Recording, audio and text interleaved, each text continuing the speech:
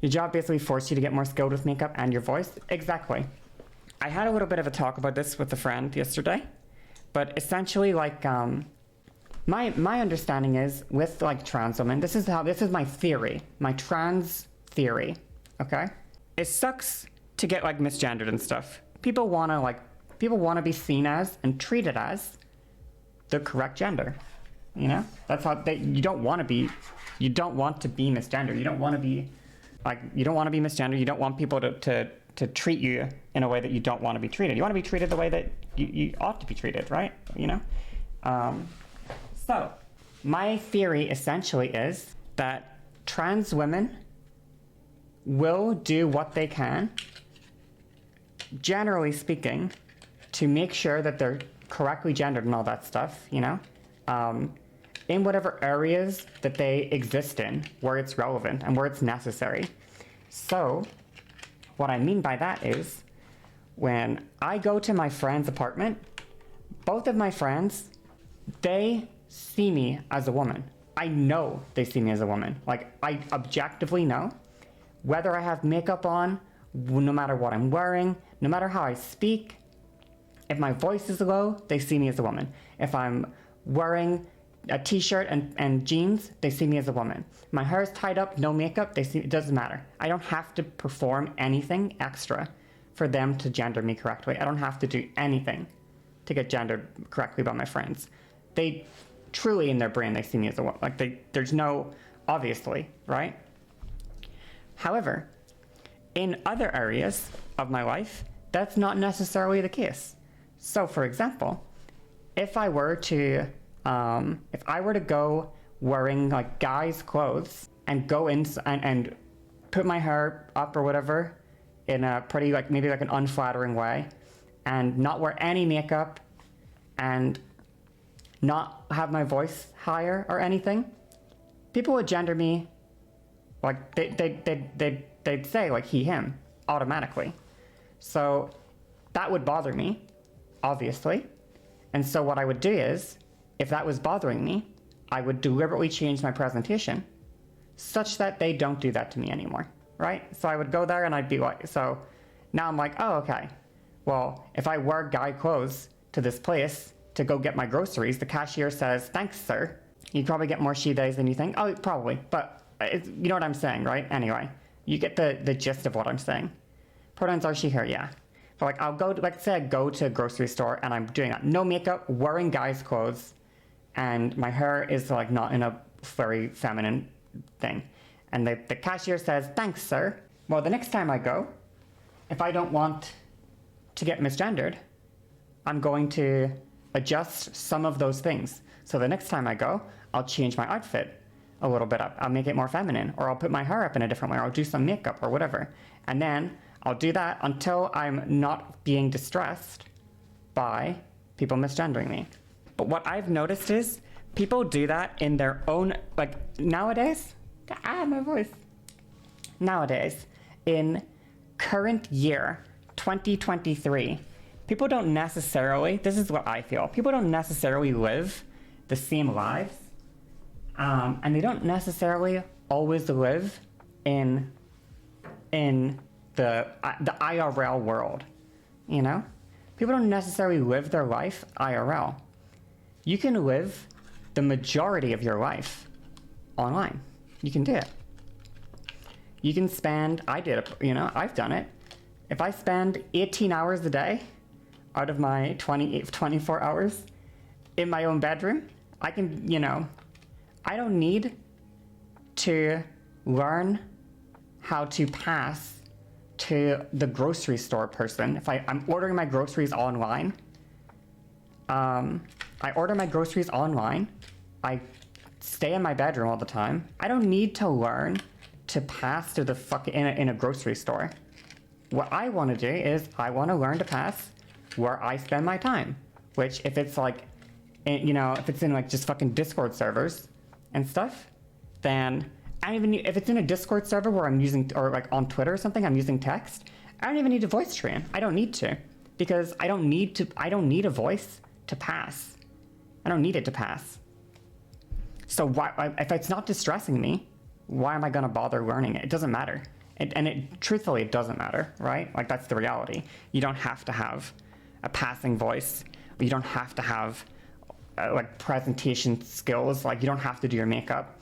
If you just exist as a woman, you know, where you in the places you're spending your time, then I mean, then you're doing it, right?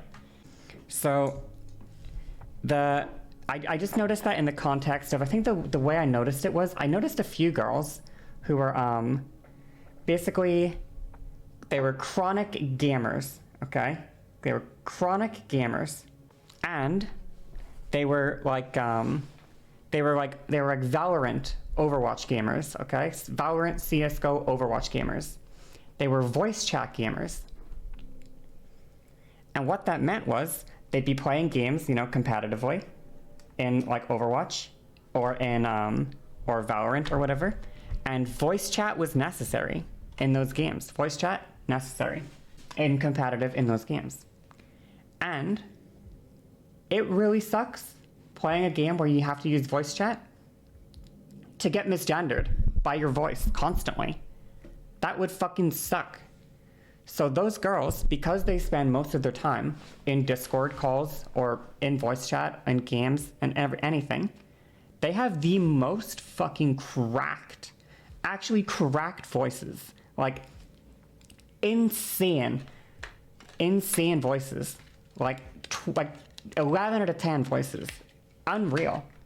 But the reason is that's what they need. That's what they need for them to feel comfortable existing in the places that they exist. They needed to have their voice like that in order to be able to feel comfortable where they existed.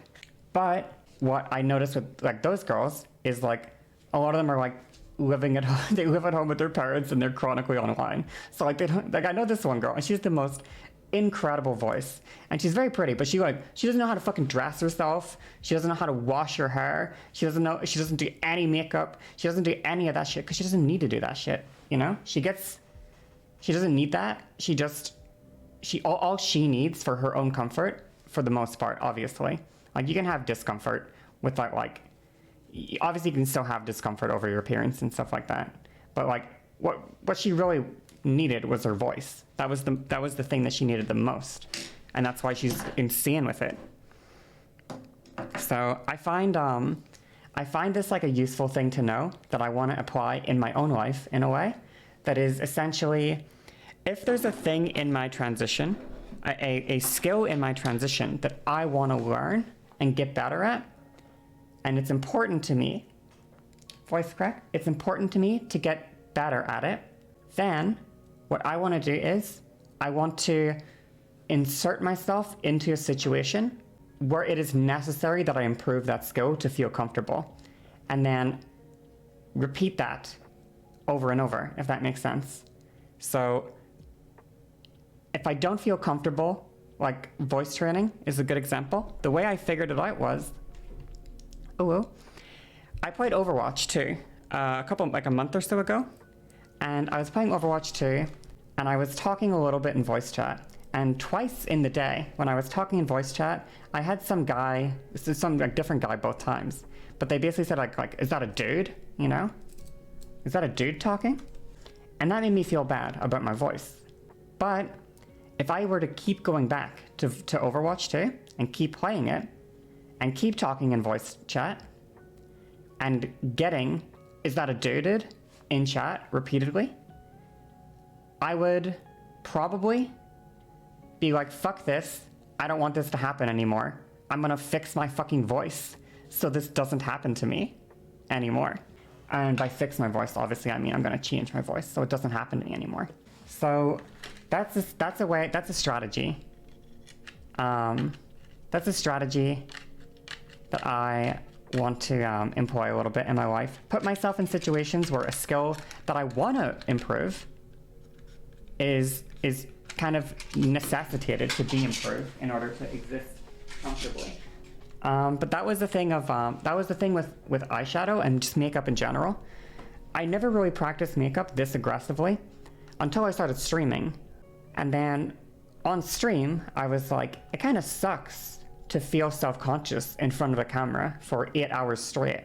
not feeling pretty. That kind of sucks. So I'm gonna fix it. And I'm gonna fix it in order to, I'm gonna fix my face on stream in order to, you know what I'm sorry, that's a weird thing to say. It's a weird way to word it. I'm going to improve my makeup skills in order to alleviate the distress that I feel about how I look sitting on screen for 50 hours in no makeup, right? And then what did I do? Well, I actually did it. I actually did it. And this morning, before I started doing my makeup, I was in a quite poor mood about how I looked. I actually didn't really like how I looked this morning. I was like, I don't know what happened to me. For some reason, I see my face differently than I used to in the last few days. I keep seeing my face as a different kind of face than I'm used to seeing. It bothers me. I don't feel good about, I have a couple of spots. I have a spot here, I have 2 spots here. And I was feeling not good about my looks this morning. And then now, you know what? I look gorgeous and I love how I look right now. And I feel really confident. I feel super confident in my looks right now. Crazy. You do the same sort of thing canvassing? Yeah, right? Because if it sucks, right? If you're like, oh fuck, I hate this. I hate opening the fucking door, like when I'm door knocking, and someone fucking misgenders me or some shit. Or not even if they misgender me. If I just think I look bad, that makes me feel uncomfortable. Over and over again, it definitely still happens for voice stuff, but I also have people I spoke to for like 15 minutes who didn't realize I'm trans until you mentioned it. That is, I know it's not like, I don't know. It doesn't have to be a great, I think it's a great feeling. The girl that did my brows, like, that was waxing my brows and stuff, the girl that normally did it, she got pregnant and had maternity leave. So I got a new girl in to do my brows. And I was showing up to the salon, no makeup looking ass. My brows were not tweezed because I was going in for them to get waxed. So I was like, I won't tweeze them for a few days. Like, my brows were messy, no makeup. I'd just be wearing comfy clothes because, you know, I already forgot what my train of thought was. Can someone bring me back? Something about my eyebrow tweezing? Oh yeah, I remember now. Thanks, thank you so much. The